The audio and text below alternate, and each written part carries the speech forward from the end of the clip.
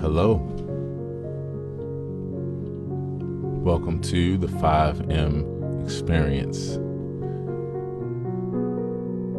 Okay, now let's see if we're actually live. I think we are on Facebook. Hello.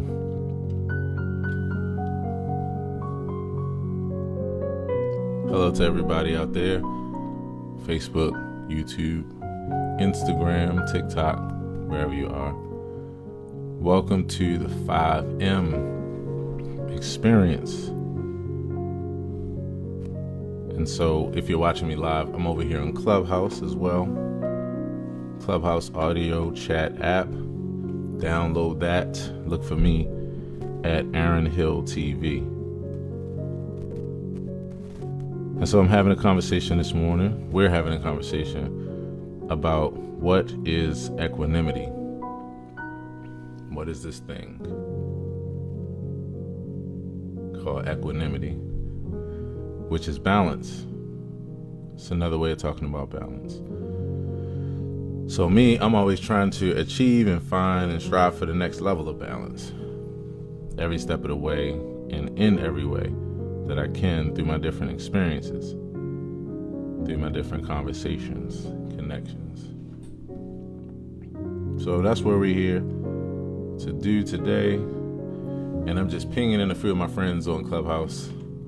If you aren't there yet, again, download Clubhouse, the audio chat app, and look for me as Aaron Hill TV. And basically this pinging thing is like hollering at some of your friends. You're tagging them, like how you would do on other platforms.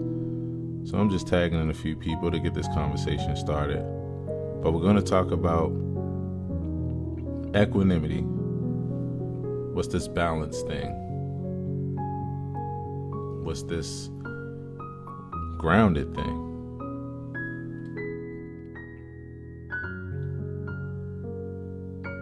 So, equanimity. I'm going to give a few definitions. And if you're on Facebook with me, drop a line. Let me know that you're around. And in the background, that's my original song called Breath of Life.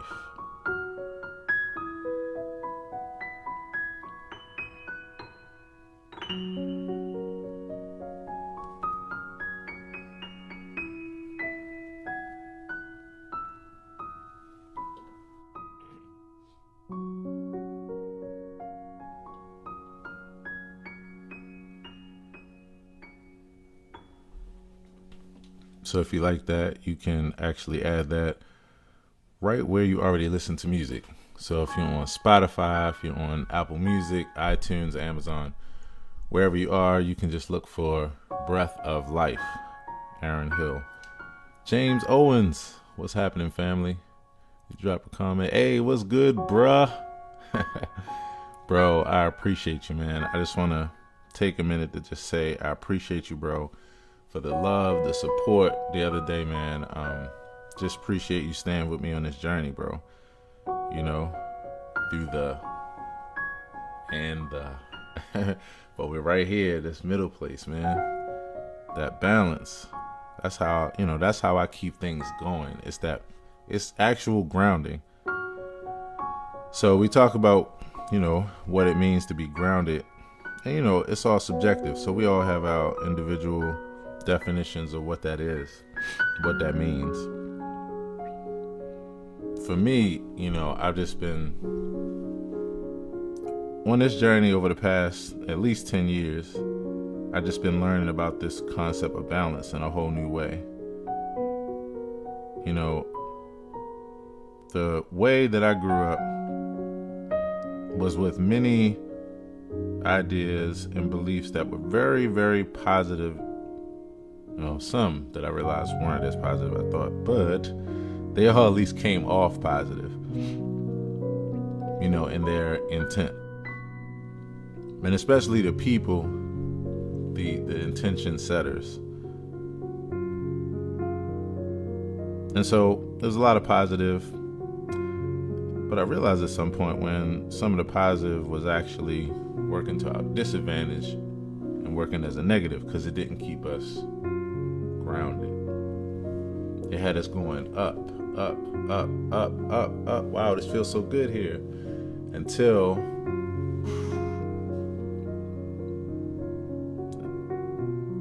you fall, until the inevitables of life hit, until it's the point where no matter how much you pray, it won't get better. And I realized that our investments were so deep that it allowed us to miss out on some of the places where these positive principles were actually affecting us in a negative way, because they were making us overly expecting and not enough accepting.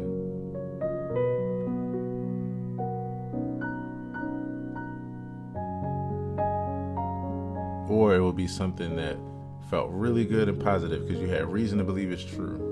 Keeps going. Reason to believe it's true until it's not true anymore. Then it's like, how does this still make sense in lieu of this? And then trying to find a way to be able to explain it away where it keeps this still here, even though it's actually not there anymore. It doesn't make sense. And then we say,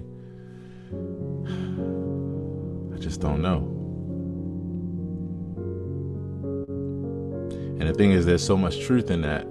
But the problem was that we had the biggest and the toughest time admitting that all along. And our beliefs just reinforced that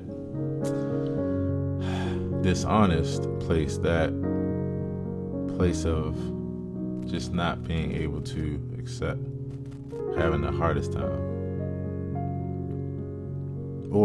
and accept that we didn't know all along. But many times it's not about fact or fiction. Many times, and for many of us, it's about what feels good when you're in that position, or what makes you feel better. Hey, Serena. Hello. Good morning to you, Serena. So if you all have a second to, James, Serena, and everybody else watching on Facebook, if you have a second, you should download Clubhouse audio chat app and come on over to where I'm at here on the phone, because I think you'll enjoy this experience. And then you can, instead of me reading your comment, which I love to do and we'll keep doing, we can actually just talk. You could jump right in right now and we could just chop it up as we talk about this topic of what is equanimity, what is balance. See, I had a dream one time where I realized, like, oh man, we talk so much about how to keep yourself grounded and not fall from the negatives, but we don't talk enough about how to stay grounded and not let the overwhelmingly positive ideas, principles, or things rob us of our peace, our groundedness, our place of center. So it hit me like a ton of bricks. I was like, oh, we are missing something. And yes, even though it's 2.5 million and 5 million of us that flow in that way, there's some ways that it's actually hurting us at the end of the day. Yup. And we just don't see it. Hey, Sherry. Hey, Aaron. How are you? I'm doing well. Look, one Aaron, thing. look, it's Marcy. Hi, Marcy. Marcy. Hi, Marcy. How you doing? Marcy, if you want to come on up, by all means, you know what it is. How are you? So this is crazy. This is so interesting. When you start a room on Clubhouse, without it being like a room that you create and put on a calendar, somehow it magically just allows like people on stage. It's wild. Did you? Did that just start happening? No, this has been happening. That's why I laugh about it, because I'm like, I Mm. haven't done it in a while. So, but it's, it's great. I mean, here we go. Serendipity plus intention equals life. Hello, Serena M. Jones. Hello, back together again on the stage. Exactly. Oh man.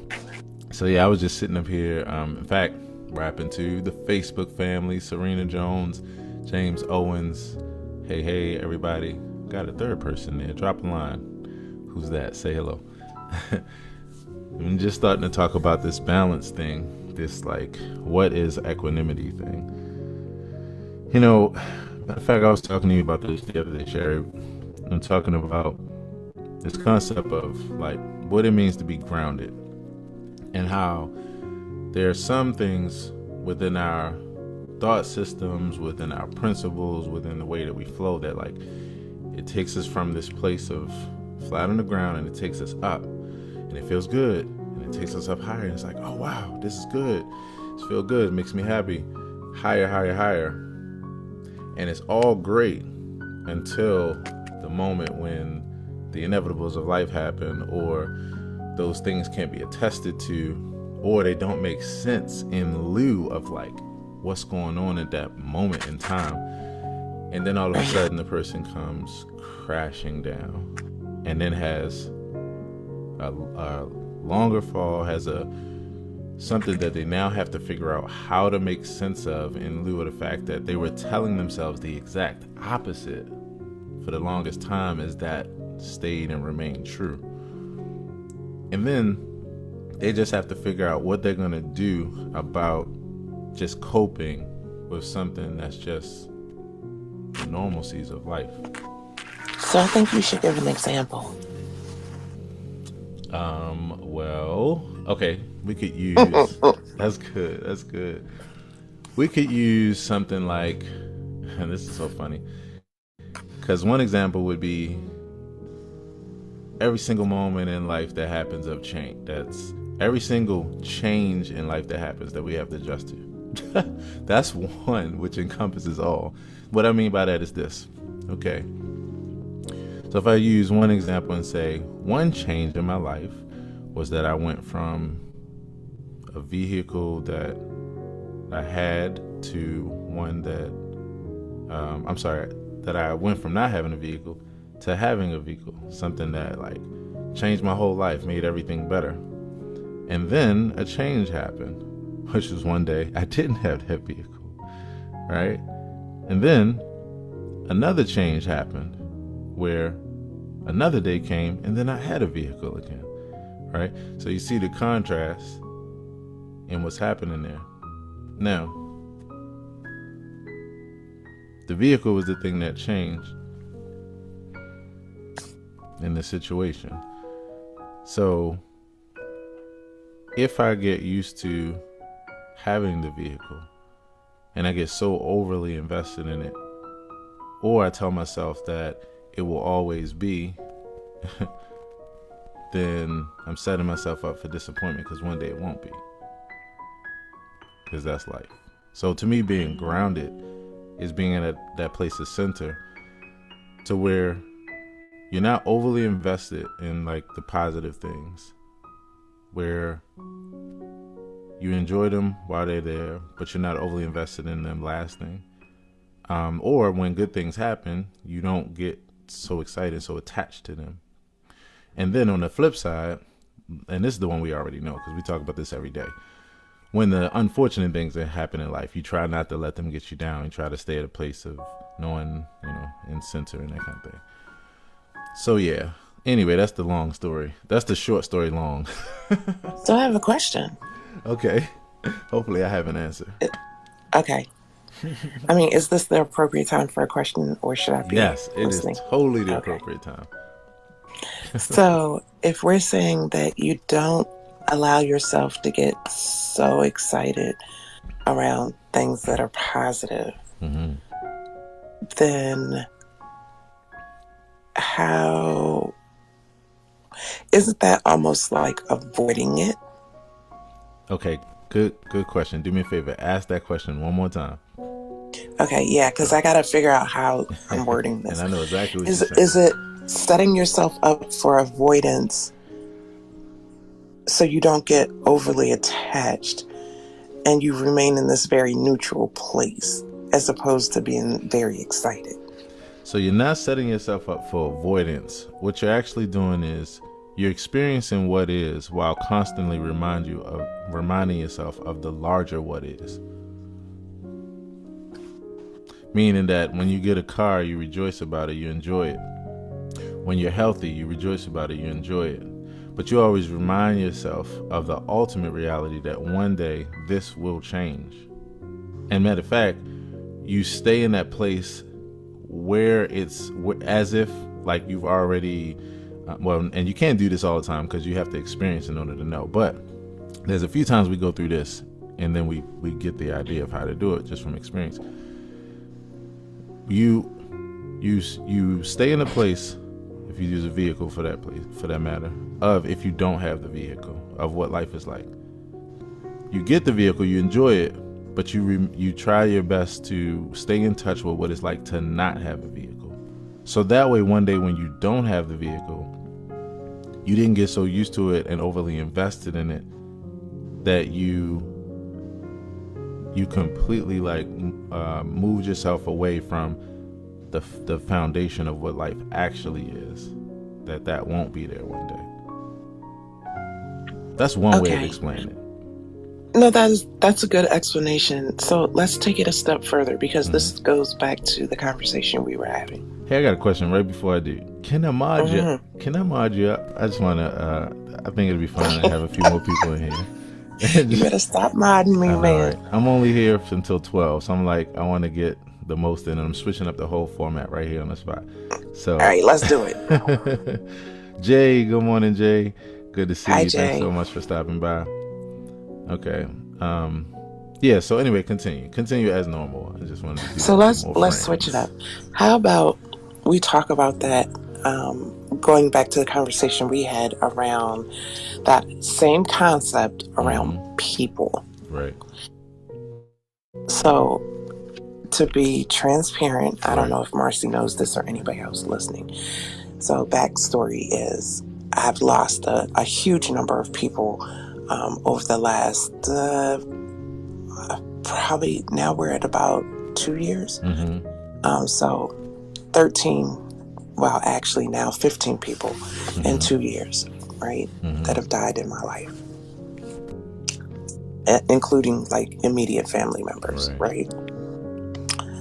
So you use that same explanation when you were talking to me, and I thought that it was really insightful.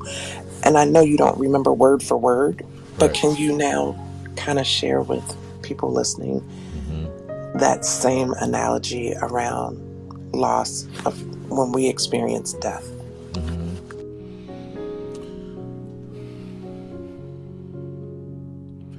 So when I think about death, I guess, and you help me here, Sherry, just so as I'm speaking, if it's something that jumps out where you're like, that's how you were talking about, yeah, pull it out. Yeah. So, when I think about death, okay, we're looking at another inevitable of life.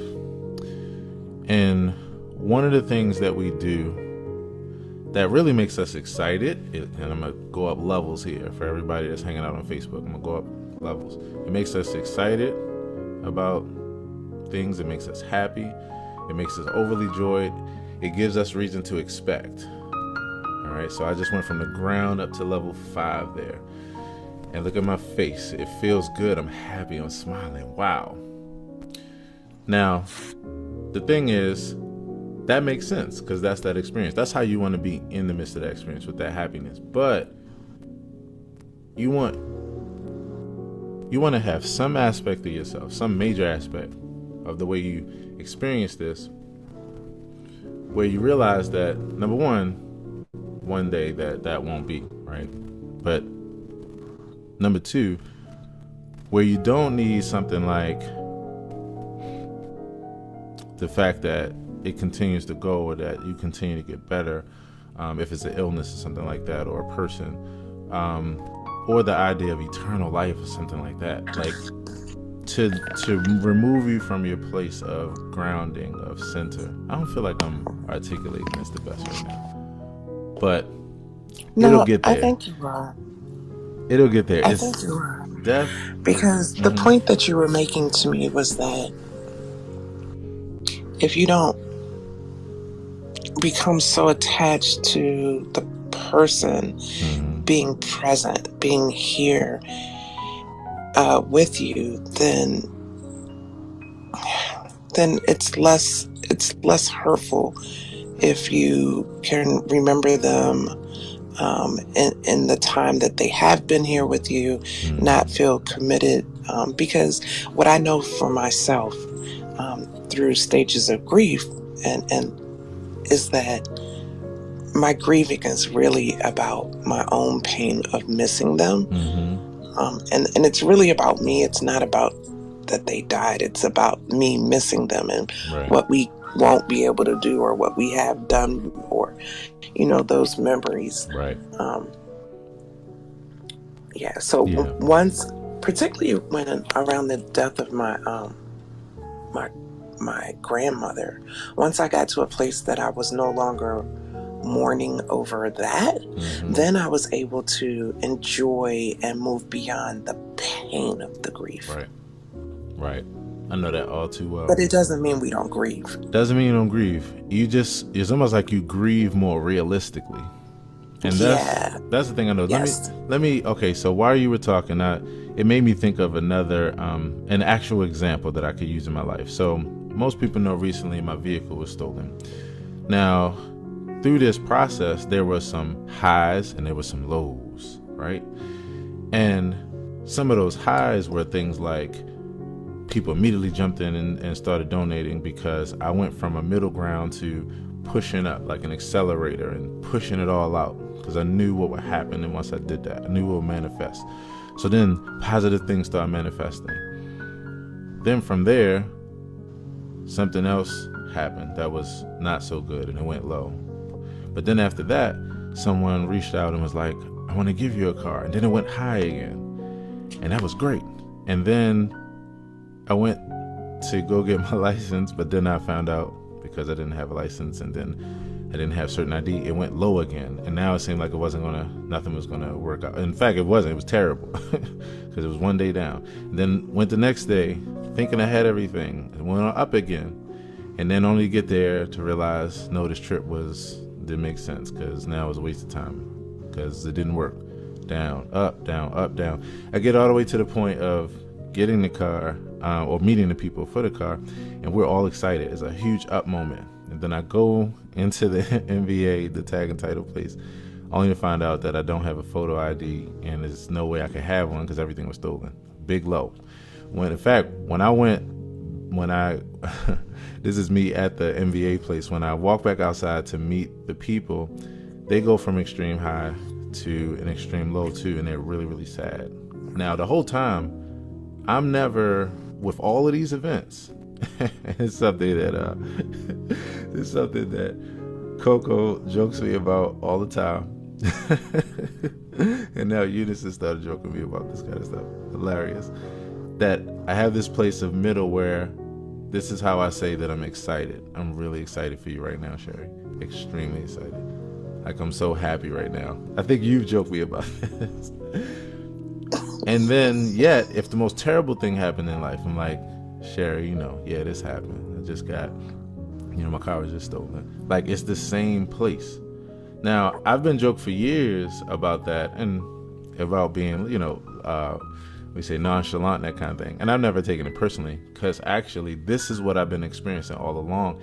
And before I could even articulate it in like just talking like this, or even in music and a song, like I was living this middle ground place where I wouldn't get overwhelmingly over the top happy about things that were good, and I wouldn't get over the top sad or very down in dumps about things that were sad. It was this place of walking in the middle. After my two friends, Beth and Dave, if you're out there watching, and once again, I love you all. make new friends, good new friends. So grateful.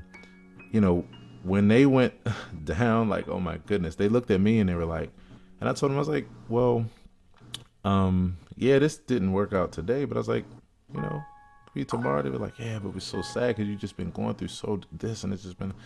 I'm like, yeah, but first of all, in 2 months, like when I'm driving this car for 2 months, like it is going to become more and more insignificant 3 days when things didn't work out. Right? True. When I drive this car for 6 months, it's going to become even less significant that for that little blip, 72 hours, things were back and forth or things were not working out. When I drive this car for 5 years, it's going to become a blip when my car of 1 year got stolen. And then, so Yeah. that's one level, but then here's the next level. One day the car that I'm driving may get stolen, or it may die, or may burn up, and it will go down or something. Okay, let's just go with it needs to be replaced. So, you said it needs to be replaced? I said, yeah, let's just go with that because all the other scenarios are so sad. Okay, so when you say it just needs to replace, explain that to me. What do you mean? In other words, you need to replace the car because maybe it broke down, it got stolen, it didn't, you know, whatever. But the idea that, oh my God, the car got stolen again, that's sad. It's sad except for when you realize that that is just life. That's the same life that you praise for when the things go well in those days where you're like, this is the most amazing life ever. It's the same life. What we do though, and this is what we do when we get down to our belief systems, what we do is we have, because we were younger humanity and it was the best we could come up, we compartmentalize that. We separate it into 2 different lives. And then we praise one, we look at the other as like some other thing that's not supposed to be part of life or not, whatever. You separate. It's dualistic thinking. And because of the fact that in the one realm, things feel very spiritual and good and amazing, then we rest in that. And the other realm, it disturbs us because we tell ourselves that's not actually a part of this life. This other life, this euphoric life, is actually life, but it makes us deny the things that are the other parts of life, and we label them differently even. So that's just the thing. Sherry, here's the thing. You said it's sad when the car gets stolen. You said it, and that's true. And then you were like, then you used the words, it needs to be replaced. That's a good thought, Sherry, until the day comes when there is no such thing as replacing the car. Like, it's just that you don't have a car. It's just gone. And this is and I'm so glad that we even chopped it up this way for it to unfold like this, because that's the place right there. When I say my religion is acceptance over expectation, it's because of that part of it just needs to be replaced. So we look for the replacement. And then when there actually is no replacement, because it's a inevitable, life was a part of life we never faced, then we can't accept. We have such a hard time accepting that this may just be gone, or this may be stolen, or this sickness may be unto death, or whatever. We have so much of a hard time accepting that we say it has to be something better. There has to be something to replace it. There has to be. And I get it, right? Because I've lived it. I get it.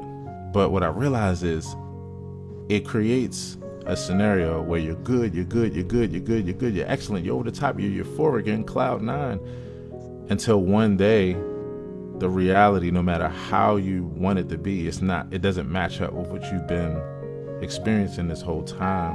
And you haven't just been able to accept that that's just what it is, and that there's another reality too that's not going to be a replacement. So we overvalue expectation over acceptance, because expectation is a really good thing in life to help you to push forward to the next level. But there is a such thing as being optimistic to a fault, or Yeah, or I agree. or to a point of naivete. I've watched people who have had a tough time dealing with the change of their body of an illness because of the fact that they told themselves that if this happens and if you do this particular thing, then it will be well, because life always goes in this particular direction. And so then when and this is, I think, what you were talking about when I spoke about the death piece, then what happens is, when that's not the case and the sickness is unto death, then we switch positions immediately, but it goes actually against what we've been saying this whole time. So here's an example, and I think this might be what you were talking about. I was at a funeral one time, playing as the organist for the funeral. This is something that's no different than any other time that I've had for the time that I was playing in the church and the time that I grew up in the church. This was no different. So I had years in. This was yet another just normal day. So everything that I heard was of the norm, nothing new. What was new was I was at a different place, so I was hearing things differently. There was a person that got up. Now we're at a funeral. One person gets up, says, "Praise the Lord, everybody." Or I say, "Praise the Lord." And of course, in the black church, they always gotta have that second round. Right. Call and response. Call and response. Let's call it. I'm just saying. So you had the person say, "Praise the Lord." People only halfway said it. Then the person elevated their voice, "Praise the Lord, everybody. Because if God done anything, if he woke you up this morning, you're blessed. He started you on your way, you're blessed. You're here, so you're blessed because somebody didn't wake up this morning." Everybody's like, "Yes. Oh my gosh, yes, you're right. Oh my gosh, you're right. Now we're excited and we're happy. This is true. Wow, this is the most blessed. To wake up is to be the most blessed." And everybody agreed to it. And the church said, "Amen." Amen. And then I continue to play the similar music like you hear in the background, just soft music, continuing to cater to cultivating this environment, comforting, being there, helping this message so that we can heal and we can feel happy and better. So then the next person gets up and they say, "Praise the Lord, everybody." Right? Say, "Praise the Lord." The person says, "This person, Brother Smith, that's laying here before us today, he is the most blessed because right now he is where we all want to be.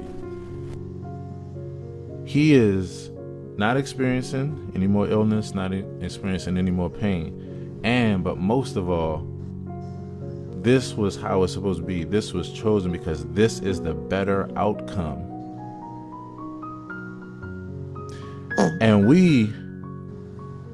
And it's divine because of the fact that this was how it was supposed to be. This was chosen.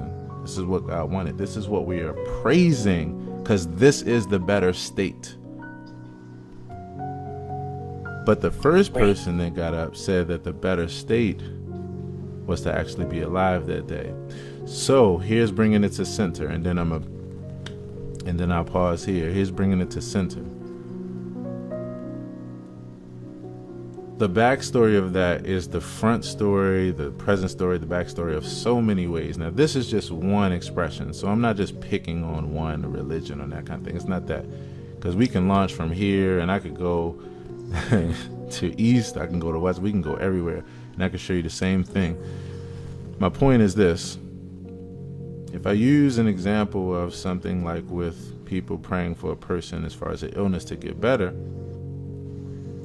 then people will pray for that thing and say that if that outcome happens, it is the most blessed. Anything else is actually going in a different direction. That's not supposed to be. That's the enemy. That's the negative outcome. This is the positive outcome. And so, if things go in that direction, that's how they know that's true. But if that doesn't happen, and if the illness is unto death, then what we do is immediately switch. And we say that actually was the best outcome, and that was what it was supposed to be. And we actually don't see the inconsistency in that, because at that point, all we're doing is just switching position, because of the fact that if we were to accept the opposite, it wouldn't feel so good. It wouldn't feel so good. If it were the case that that was acceptable the whole time, then we wouldn't have been trying to work and force so hard in the other direction and telling ourselves that Yeah. that's how we know what we know is true. Right. I 1000% agree with you, because it's the duality of Right. duality and inconsistency that takes people on emotional roller coasters. Right. So Yes. once you make a peace within yourself about what it's going to be, then it's less. This thing is much less. It is. And that's the name of the game, is what is it that you are deciding for yourself is that thing you're hanging on to, which is why I put this, what is equanimity? And I'm going to share a few minutes of that so that we can take this conversation even further about balance, about equanimity, about perspective, no matter where it is in life. So before we do that, I want to say hello to Eunice, hello to Marcy, good morning to you all. Good morning. If you'd like to come to the stage, by all means, come onto the stage. And also, if you'd like to ping in a few friends, somebody who you think would enjoy this conversation, by all means. So, what is equanimity? Okay, have you ever heard this word before? Has anybody here ever heard of this word? I've heard of it. You've heard of it. Do you know what it means, Sherry? Do you remember? I'm pretty sure it has something to do with equality or something being equal. Yep. Equanimity is balance. Balance is the name of the game. So, that's what I said. right. Totally. Because that is what equality is. It is balance. Aaron, before you go on, I wanted to share with you just a little. When my dad was ill, this is the most beautiful thing. My dad was ill, and he, the doctors were saying that he probably wouldn't make it, but he was in really good spirits, and if you saw him, you would think the doctors were crazy, right? And so I remember being at the hospital, and I was in his room, and we were just talking, and finally I just said, "Daddy, are you scared to die?" And he looked at me so lovingly, and he said, "No, I'm not." He said, "Listen, if I live, I'm happy, and if I go, I'm okay with that too, because I know that I've lived a full life, and I don't have any regrets." And he said, "So if I go, I'm okay with it." And so when he did pass, can I tell you, that was the most comforting thing. Wow. It was so comforting. Even to this day, do I miss him? My dad's been gone almost 19 years now. But there's not a day I don't think about him. There's not, a moment in life, whether it's great or something difficult, that I don't speak to him, through my prayers. But I don't mourn him in that way, because I know that it was okay. So with that being said, what you're talking about, not having the high highs and the low lows, my daddy gave me that gift of not having the lowest low when he was gone. Wow, Sherry. Wow, you bringing tears to my eyes right now. Yeah. Wow. Wish you could have met him. He was a special guy.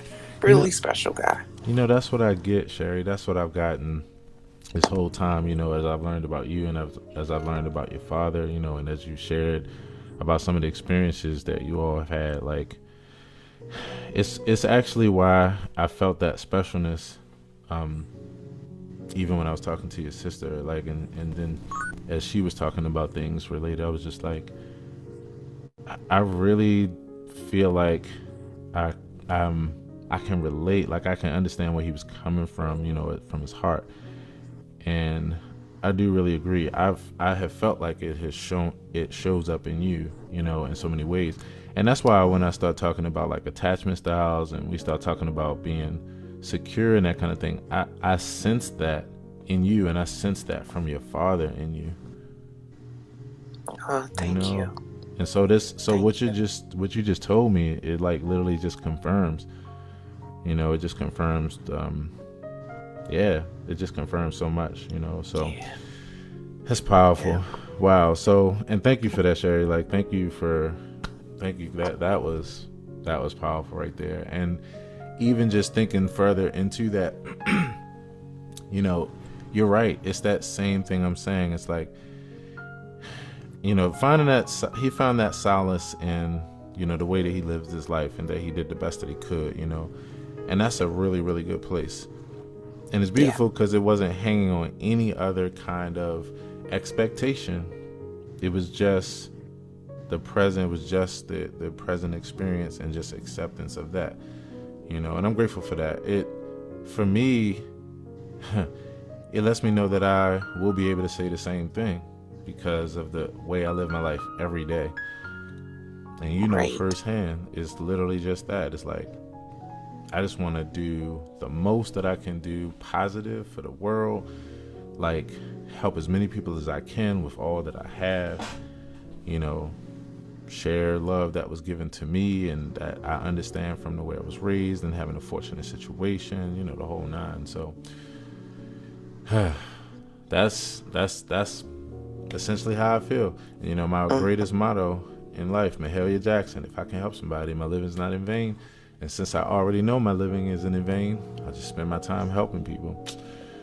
So, balance. Let's talk about this balance thing. I'm gonna read something here. We're gonna be hanging out here until, Sherry, until at least I'll say 1 minute before town hall is how far I'll go. Okay. And I'm just saying it That's for cool. everybody in joking, because y'all know I love the town hall. I'm so like amped about it every week. So we'll be here to 11:59 and possibly 59 seconds. So for anybody who wants to come up on the stage, by all means, we'd love to connect and catch up with you in this conversation, as well as just say hey if you like. All right, so let's talk about equanimity. All right, so I'm going to read a little something here. Equanimity and meditation. I wrote this on February 9th, 2020. Equanimity definition. Right, here's the way to think about it is mental calmness. Let's just start there. Mental calmness, composure, and evenness of temper, especially in a difficult situation.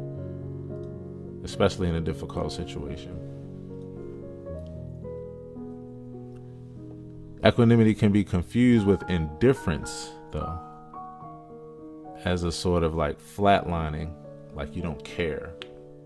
In fact, I was mentioning this to you yesterday, Sherry, just talking about what it means to like not care, what it means to care, but have balance, have a place of calmness, composure, and thinking about it in a different way. So equanimity can be confused with indifference as a flatlining versus a lack of friction, allowing emotions to come up and move through while not being overtaken by the experience. It's not that I didn't feel anything from having my car stolen. It's not that I didn't feel anything from walking into the DMV and not being, not having everything I needed 4 times in a row. It's not that when the relative passed that, that you don't feel that. It's not that. It's not that when you look at life and you realize that you're going to die that you don't feel that. It's not that anything else in life, even the positives. See, because I'm naming negatives and I realize we got the negatives down pat. The positives, when the amazing things happen. It's not that you won't be stirred up. Won't be that. It'll just be that you allow the emotions to come up. You feel it, the overwhelmingly sad, the overwhelmingly happy. You allow it to come up. You allow it to move through while not being overtaken by the experience in either direction. With equanimity, you are poised to let the salient and intense stimulus arise and pass, not resisting the experience or needing it to be different in any way. Sherry, oh my gosh. Okay. I need to hear your voice on this one. Sherry, do you know where my peace comes from? Where does your peace come from, Aaron Hill? Well, I asked you to actually. Okay, so you saying I don't know. Okay. All right. You want to take a guess? Finding balance and not being on one extreme or the other around things, and not having attachment. Yes, 100%. 100%. Now, and here's like one I way. feel like I know you. Yeah. And here's the way to sum it up right here. Mm-hmm. I find peace in not needing things to be better.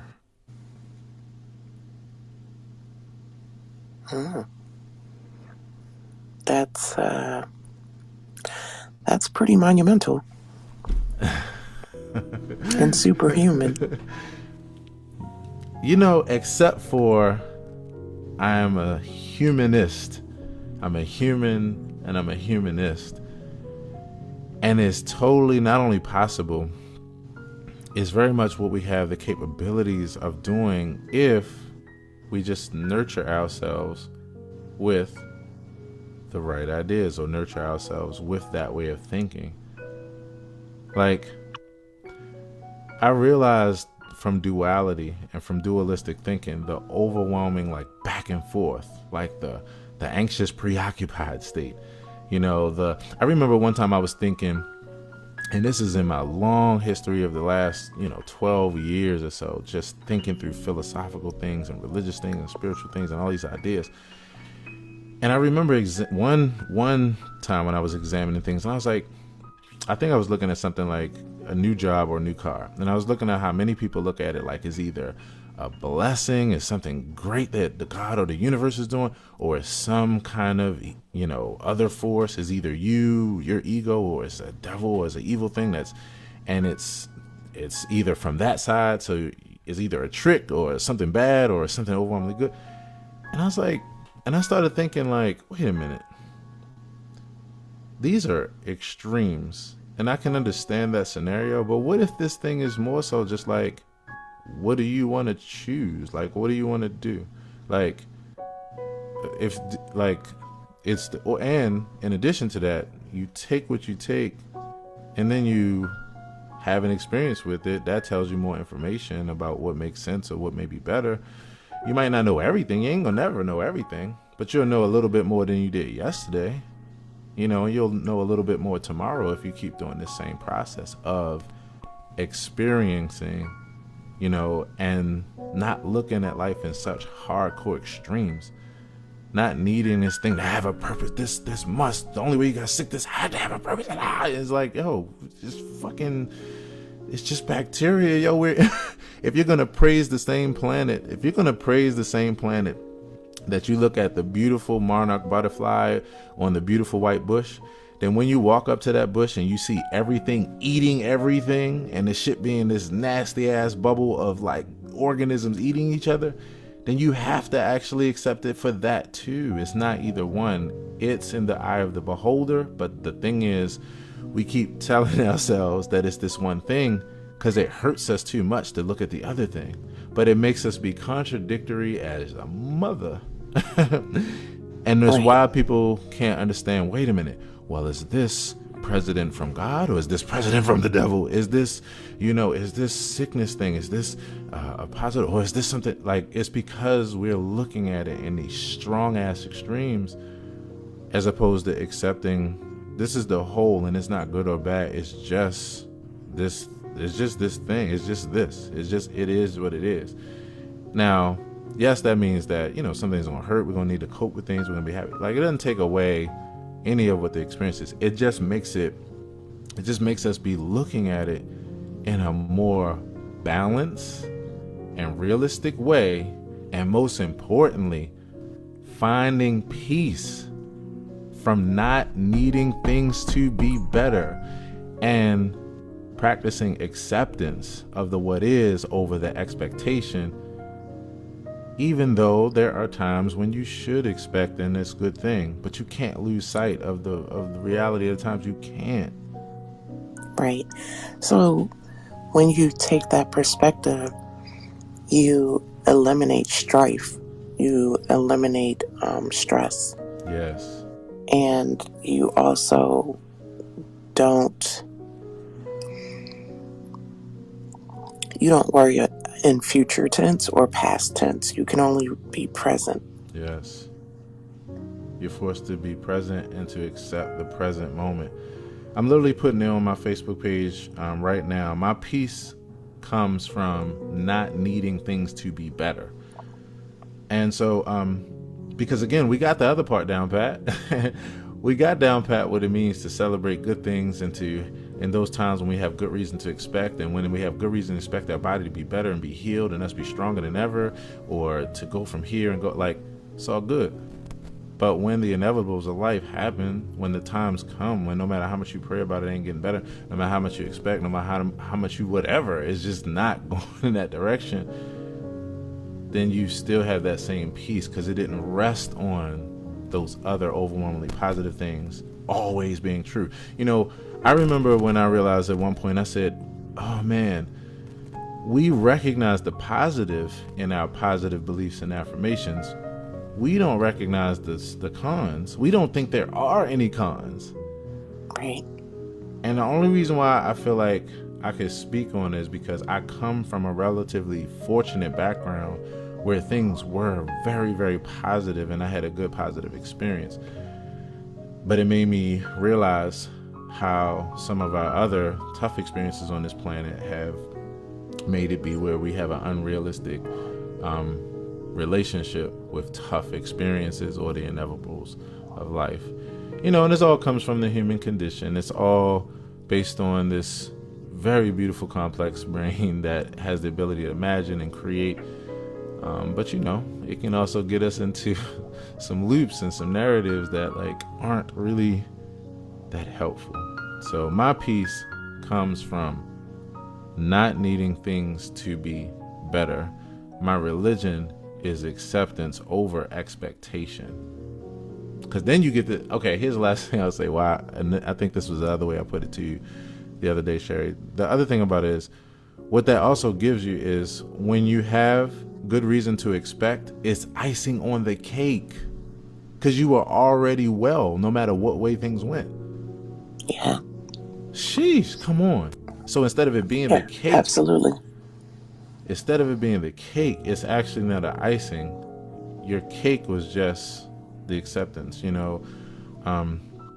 So yeah, so that's that. I want to, right before I go into this next part about equanimity, Sherry, if there's anything else you want to add, and then also if there's anyone who is in the audience who wants to, who has any thoughts that's been sparked from that, by all means.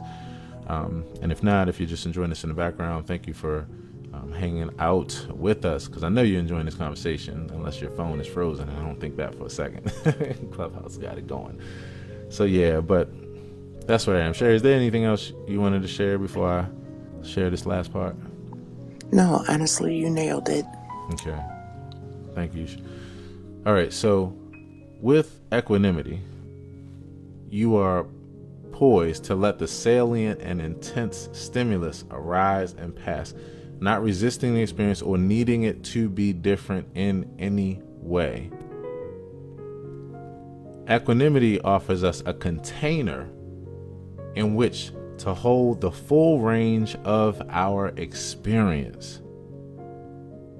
The ability to stand in the middle of whatever is happening around us, both positive and both not so positive, with balance, strength, and stability. There's a strong presence of inner calm, well-being, and integrity that keeps us strong and balanced. Here's how Gil Fronsdal put it: as inner strength develops, equanimity follows.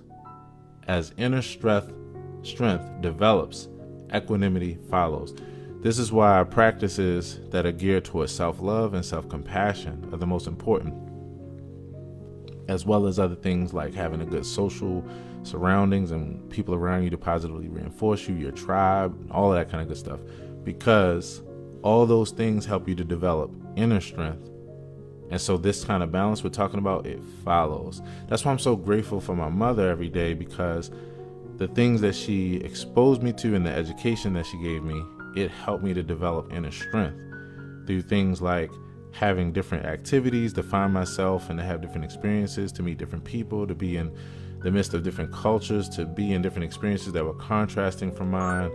She gave me a relatively good enough experience so that my inner strength in myself would develop, and then naturally this balance would follow. When people tell me every day, like how patient I am, I'm thankful for it, but I'm so like, it's so interesting because I'm like, wow, I'm not trying to do anything. This is just naturally what my experience is. But because of that, the more I've gone through that repetition, and then the more I've studied and learned, especially with psychology and all these things, the more I now understand it. It's because of the foundation which gave the inner strength, and that naturally flows with things like, that allows me to naturally have patience, that allows me to naturally get excited about things but still stay realistic, not be taken away by negative things and still staying realistic. Being excited for things and hopeful for them to get better, but having a good dose of it, a good amount of it, and not like we say, everything in moderation. Too much of anything is not good for you, even positivity. And there's always positivity, but even like certain kind of things that go in the realm of stressing certain, ways of looking at it. I don't think you have to clean that up. Even positivity, because you can be so positive that it becomes unrealistic. Yeah, I agree. Oh, yeah. No, you don't have to clean that up at all. It is what it is. Thanks, Sherry. So you have this container, right? You have this thing that holds the full range of the experience. And by full range, this means the things that you enjoy and the things that you don't enjoy. The ability to stand in the middle of whatever's happening with balance, strength, and stability. There's a strong presence of inner calm, well-being, and integrity that keeps us strong and balanced. And then here's the last thing right here. One major study demonstrated that in response to emotional charged stimuli, people who meditated, people who worked on finding that place, and set aside a practice of 5 minutes, of 10 minutes, or an activity that put them in that place, it demonstrated that in response to emotional charged stimuli, meditators show increased activity in the amygdala and also the frontal cortex region. They were experiencing the negative emotion while remaining in control. They were experiencing the emotion fully but with composure and without suppressing the experience. And again, I'm going to read that one more time, because what I really want to, if I feel like there's anything I can help us with, it is talking about these things in relationship to positive things that happen in life.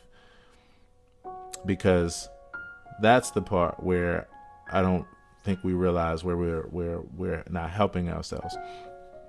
All right, so they were experiencing negative emotion, but while remaining in control. And then here's the last part. They were experiencing and I want to say positive emotions in life and negative emotions in life fully, but with composure and without suppressing the experience. That's equanimity in a nutshell. So this balance thing is just so important across the board.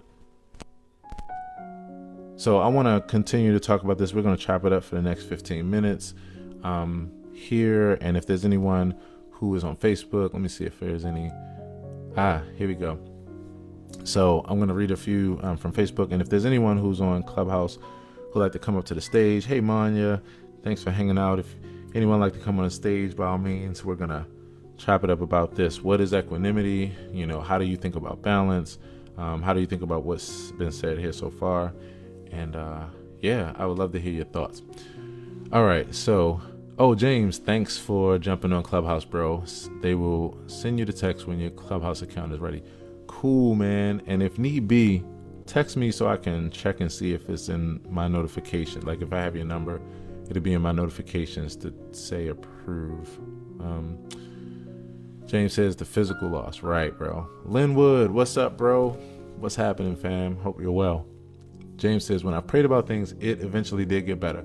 But I learned to be able to operate where I was okay and was okay if it didn't get better. There we go, James. That is the point. That is the point.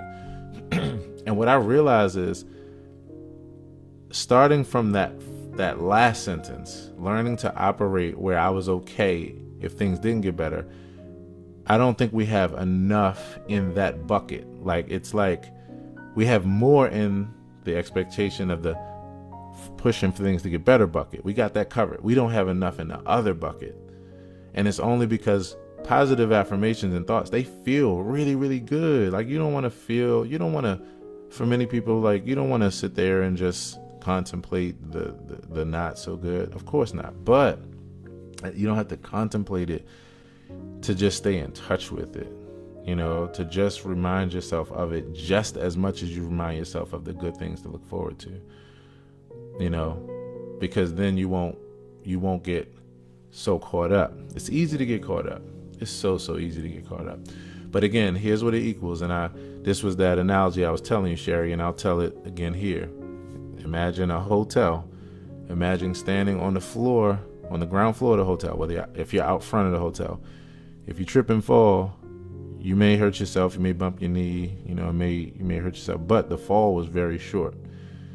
And so more than likely, that's not going to be too hard to recover from or cope with. If you go inside the hotel, you start going up level by level, you come out on the balcony, and if that same fall happens, it gets worse and worse each time. And to the point where it's not only hard to come back from, this is like excruciatingly, like it done cracked it done took you out of here. Now, imagine those floors and going up are positive affirmations and belief, positive scriptures, even all these things. Imagine it's those things. The ground floor is just the inevitable of life. As you go up higher and higher and higher and higher, it's great. It feels good.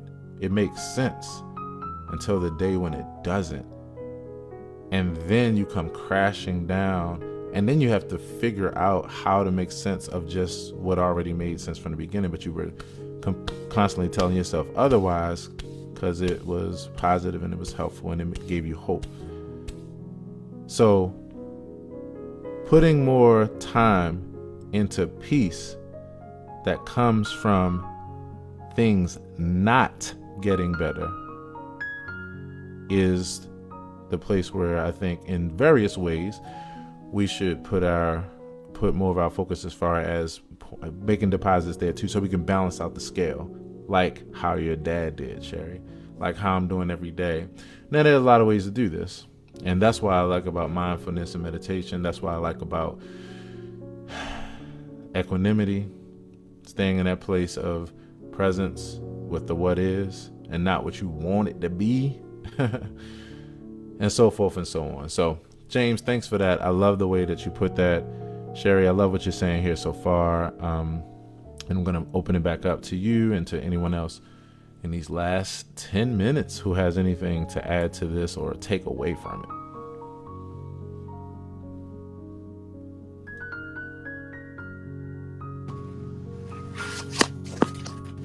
Wow.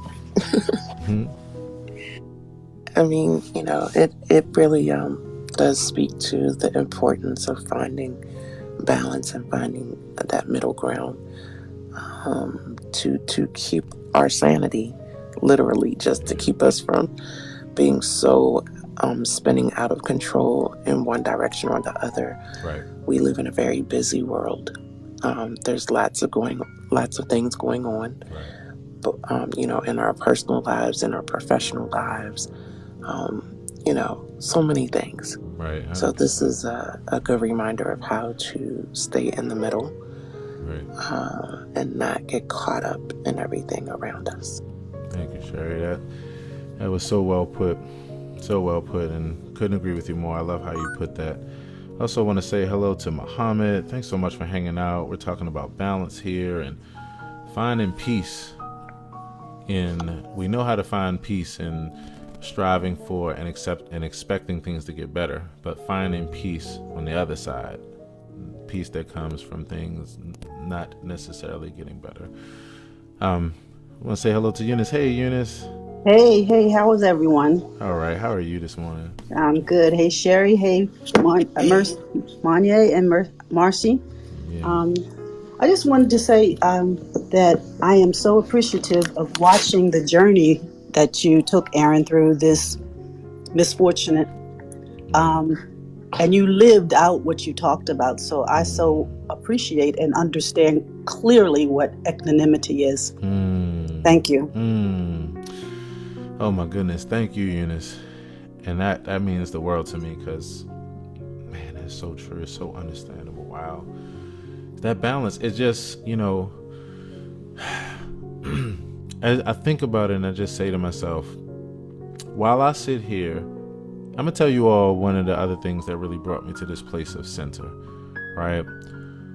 It was looking out at the world. It was growing up with certain thoughts that were very positive and had very realistic nature in my life. But then as I started to learn more about the world, I learned that there was many environments, many households, many countries, even many communities that was not going through this same fortunate experience that I was, and yet at the same time had nothing to do with it, didn't choose it, wouldn't choose that shit. Like, come on. But I realized this was the world that we lived in, and I'm saying to myself, okay, yes, I'm happy about my circumstances, but these things could have been the other way, and they can be, and they are, and they will be. And if I don't remember that and stay in touch with that while staying in touch with these amazing experiences, this overwhelming blessings, all these things that I'm in and believing in, and also and feeling and experiencing, then I'm not really actually accepting this life for what it is, and I'm setting myself up. Ken Briscoe said it so clearly. I love echoing his words. He said a quote on the morning show one day where he said, "Disappointments are just failed expectations." And I was like, man, you just confirmed everything you confirmed everything in my whole life just now. And why I say my religion is acceptance over expectation. Because there are some things that do make sense to expect, but we're forgetting about the other things too, and it's hurting us more than helping us. At the same time, while I'm getting a car, the car could be stolen. I could crash on the way home. Like, that is life. And yes, we don't want that. And yes, it's healthy to go through your emotions when you experience that. Like, cry, like let it out. But just practice remembering that that's what life is all about. And you can't separate it. That's what it is. So if you're going to accept that, the food that you eat is nourishing your body, you got to also accept the damn chromosomes and bacteria that's there trying to kill you at the same time. This is why I can look at, and Eunice, you know this firsthand. This is why I can look at something like like a tree and say, oh yeah, this is neither pretty nor ugly. It's just, this forest is neither pretty nor ugly. I could look at it like, oh my gosh, these beautiful trees. Or I can look at it like, oh my gosh, all these things are eating each other and it's trying to fucking eat itself. Like, it's perspective. It's perspective, and it's both things. But sometimes we'll just tell ourselves that it's the one thing because it feels good and it feels more colorful and beautiful. And it's wonderful until we see the other side one day, like, and then we don't know how to actually, what is this? This is what I was telling myself that it wasn't. This is too ugly. This doesn't feel good. And life is just like, yo, are you going to give me credit for it all? That's just what it's been all along. So, yeah.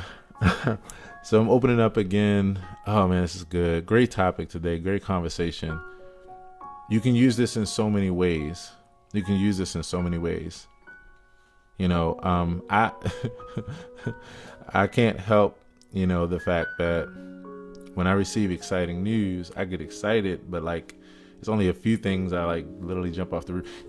One of the places where my like over the top excitement exudes itself is like when I'm playing the piano. And you all know this firsthand. You've seen it. I'm swaying everywhere. And that's just because I'm totally engulfed in it. Those expressions, other expressions, I just remain balanced. It doesn't mean I don't smile. It doesn't mean I lose hope. Nah, man. Nah. You just got to remove the things that actually are detracting from your life, where you say, wait a minute, if this thing didn't have a purpose, then that destroys everything I know. It's like, unless you realize you get to create the purpose that you want, and then you have empathy for the people that didn't get that opportunity because life was too fucked up. And you just realize that's what it is. And unfortunately and fortunately, that's what it is. So on that tip, 3 more minutes, everyone. I want to open up the floor for last words. And I also want to, once again, if there's anyone who wants to come to the stage, say hello, or if you have anything to share, by all means. And so, yeah, I'm going to open it up one last time, everyone. This has been such a good conversation.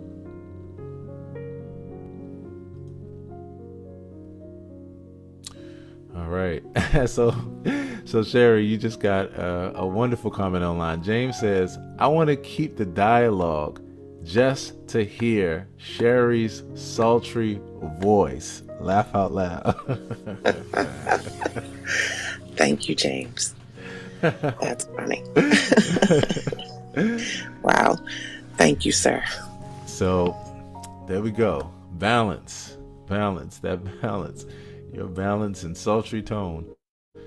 And that's what's up. So I want to thank you, Linwood, James, Serena. What's up, T? What's up, family? Also want to say hello to Visak TV. I think I might have got that right. I want to say hello to you, my friend. Thanks so much for hanging out. Hope that you're well. So yeah, balance. One more time. Just a quick recap. It's all about finding that balance, finding that happy medium. The happy medium. I never thought about it that way before. Happy is a medium, not over the top off the Richter scale, like up in the clouds. It's a medium. Stay at that middle ground. So again, equanimity is mental calmness, composure, and evenness of temper, especially in a difficult situation. With equanimity, you can let the salient and intense stimulus arise and pass, not resisting the experience or needing it to be different in any way. It offers us a container to hold the full range of our experience, the ability to stand in the middle of whatever is happening with balance, presence, strength, and stability. There's a strong presence of inner calm, well-being, and integrity that keeps us strong and balanced. As inner strength develops, equanimity naturally follows. And on that tip, I also want to let you all know that the music that you've been hearing in the background is my original song, Breath of Life. It's meant to bring balance and calmness and that kind of thing. If you like that, it's available where you already listen to music: Spotify, Apple Music, iTunes, Amazon, YouTube. Just type in Aaron Hill, Breath of Life. And much love, everybody. I hope that you have a great rest of the day today. Your Sunday is wonderful. And I'm heading on over to the Clubhouse Town Hall, and I invite you to join me. All right, family. Much love. Peace out. Yes. Stay grounded. Stay balanced. Peace, everybody. Bye.